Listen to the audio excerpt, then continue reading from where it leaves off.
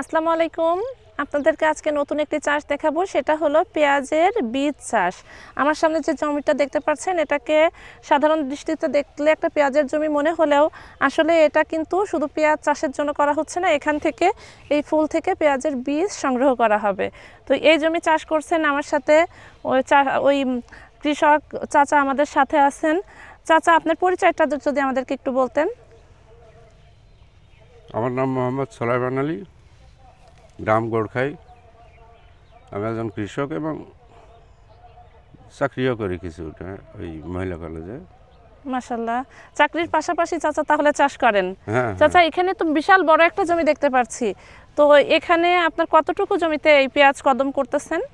এই 15 কাঠা জমি। 15 কাঠা জমিতে।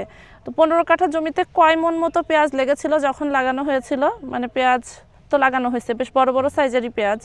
কয় মন পেঁয়াজ লেগেছিল 15 কাঠাতে? ওই 7 মনের মতো লাগিয়েছে। 7 মন মতো। তো এখন এই গাছগুলোর বয়স কত? বয়স ধরেন অগ্রহণের 15তে লাগাইছি, এখন তো পৌষ মাঘ। আচ্ছা, 2 মাস হয়ে গেছে। 2 মাস হয়ে গেছে। আচ্ছা, কতদিন পরে এই বীজ সংগ্রহ করা যাবে? এটা চৈত্র মাসে মনে করেন বীজ সংগ্রহ করা যাবে।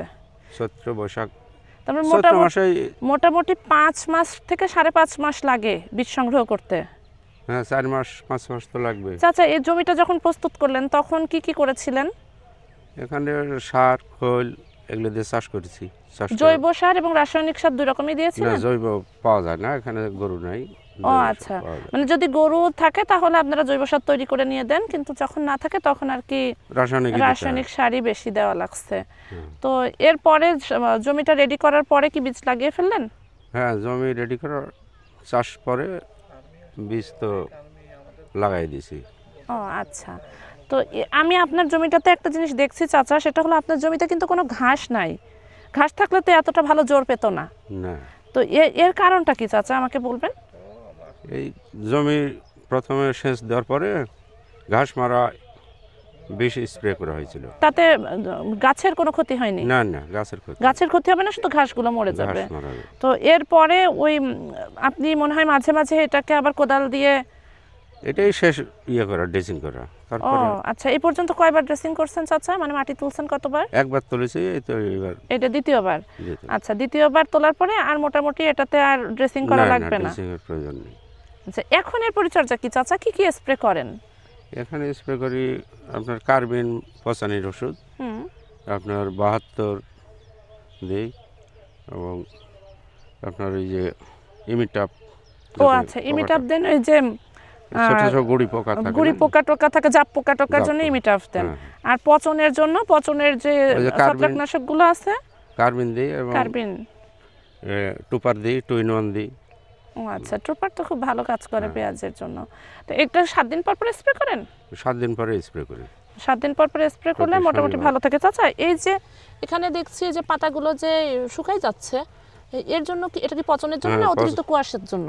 পচনের জন্য এটা হয়েছে। কুয়াশা তো আছে, ওই যে 2-3 দিন আবহাওয়া খারাপ ছিল। তো এটাকে আপনি ওই ট্রোপার আর কার্বনডাজিম গ্রুপের ছত্রাকনাশকে এটা ঠিক হয়ে যাচ্ছে? হ্যাঁ হ্যাঁ, ঠিক আছে। আচ্ছা, এই সামনের গুলো ঠিক হয়ে গেছে, স্প্রে মনে হয় দিছেন না চাচা? হ্যাঁ, এটা আগের পাতা, তো এটা কিছু নষ্ট হবে, এজন্য নতুন যেগুলো বাইরে হচ্ছে। তো চাচা, এখন একটু হিসাব করি, আপনার এই জমি, আপনারা তো এই চাষ এর আগেও করছেন তাই না? হ্যাঁ। তো এর আগে এই 10-15 কাঠা করে করে তো করছেনই। তো বিঘার একটা হিসাব আছে, 1 বিঘাতে কত কেজি আপনি বীজ পাইছেন? 1 বিঘা জমিতে ধরেন তাও 4 মণ পাওয়া যায়। 4 মণ। তো 1 মণ বীজ কত করে বিক্রি করছেন এবার? এবার বীজ আগে বিক্রি করেছিলাম 2500 করে, কিন্তু দাম তো অনেক বেশি ছিল। পরে বেশি হয়েছিল, 4500, 5000 পর্যন্ত, 6000 পর্যন্তও কিন্তু বীজ বিক্রি হয়েছে। ওটা বাজার না, ওইটা ধরেন শেষ সময়।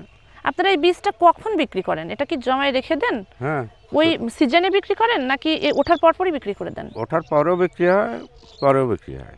পরে আপনারা সংরক্ষণ করে রেখেও বিক্রি করেন? এটা কি নিজেদের কাছে রেখে দেন আপনারা? হ্যাঁ, নিজের কাছে রেখে দিই। মানে কিভাবে এটা সংরক্ষণ করেন চাচা? এটা ধরেন মাঠ থেকে উঠানোর পরে লিজা মাড়াই করা হয়, মাড়াই করার পরে পলি ব্যাগে এবং অন্য ওই যে ফিডের বস্তা আছে, ও আচ্ছা, পলি ব্যাগে প্রথমে আগে মানে বীজ রাখি আর পরে- ভালোভাবে রাখার পরে তারপরে আবার বস্তায় করে ওটাকে সংরক্ষণ করেন, যখন সিজন আসে তখন বিক্রি করেন। তো চাচা মোটামুটি খুব ভালোই তো লাভজনক একটা চাষ এটা, না? হ্যাঁ, লাভজনক হচ্ছে। আচ্ছা। চাচা আপনার সাথে কথা বলে অনেক ভালো লাগলো। আপনি কাজ করছিলেন, আপনাকে থামায় কথা বললাম, না, সময় থাকলে আরও কথা বলতাম। তো ভালো থাকবেন, আপনাকে আমাদের পক্ষ থেকে অনেক ধন্যবাদ। পরবর্তীতে আপনার যখন পেঁয়াজের ফুল ফুটবে আমি কিন্তু তখন আপনার সাথে কথা বলতে অবশ্যই আসবো। আসেন, আচ্ছা, দেখা তো হবে। দর্শক আজকে এই পর্যন্তই। চাচার কাছ থেকে বেশ অনেক গুরুত্বপূর্ণ তথ্য জানলাম। আশা করি পরবর্তীতে চাচার ক্ষেত আরও ভালো হবে, তখন আমি আবার আপনাদেরকে এই বিষয়ে আপডেট দেখাবো। ভালো থাকবেন, আল্লাহ হাফেজ।